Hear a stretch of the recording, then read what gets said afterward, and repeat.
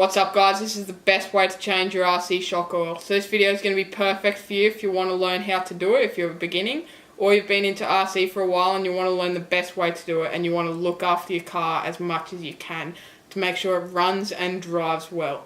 So we'll get right into the process of it. There's a few tips and tricks about it that'll tell you the best way to do it. So let's get right into the process. So first up, I'm taking my shock absorber or suspension out of my RC car. Alright guys, so I just took off my shock like you just saw. So what you do first, you grab your cap. Might be a bit tight after a while, so I'll just quickly take that off. I'll grab my pliers. And then I'll grab an Allen key and just loosen that like that. Take the cap off now, as you can see there. Or make sure you have it upright when you take the cap off because there's a lot of oil in there. Alright, so there it is, take the cap off. Now make sure you take the bottom, shock bottom off. It's a bit tricky to get out with all that dirt in there. Alright, try not to spill the shock oil. And then what you do, after you get the shock bottom off, you chuck that in a bowl of water like I have there. And then you actually take the spring off as well. Chuck that in the bowl of water that I have there. I got the bowl of water just to clean it really, so yeah. And then you get this, wipe a bit of dirt off. And then there's a bit of oil in there. I'm not sure if you can see, but there it is. You pour the dirty oil out. Make sure you get all of it out. Try and get as much as you can in. Do that a few times. Go up and down. Let it rest there for a bit. Tap it on there. Make sure you try and get all of that oil out.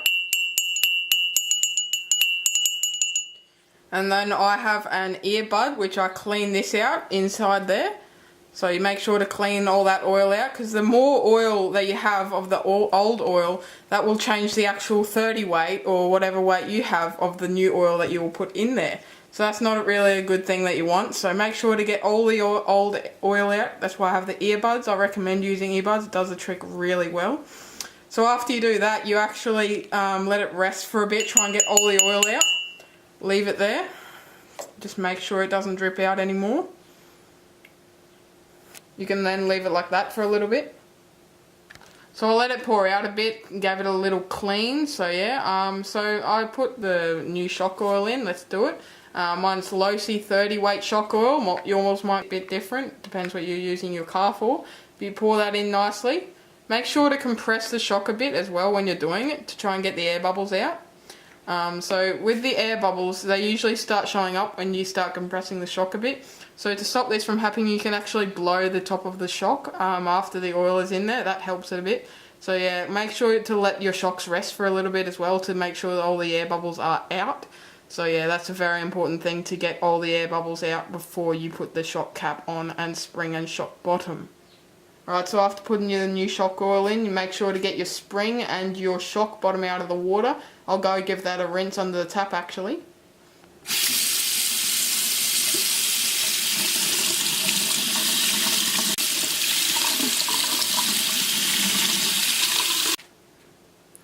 So like I just said, I put these under the tap and they look really good, they look really clean, so that's really good, it did the job. Now we'll check on the actual shock absorber itself. Alright, so take your shock and your shock cap, you make sure to clean your shock cap so there's no old oil in it, and then you actually make sure that there's no air bubbles on top of the oil because that can make a stained substance, and make sure also not to mix the water with the oil because that can make it bad as well.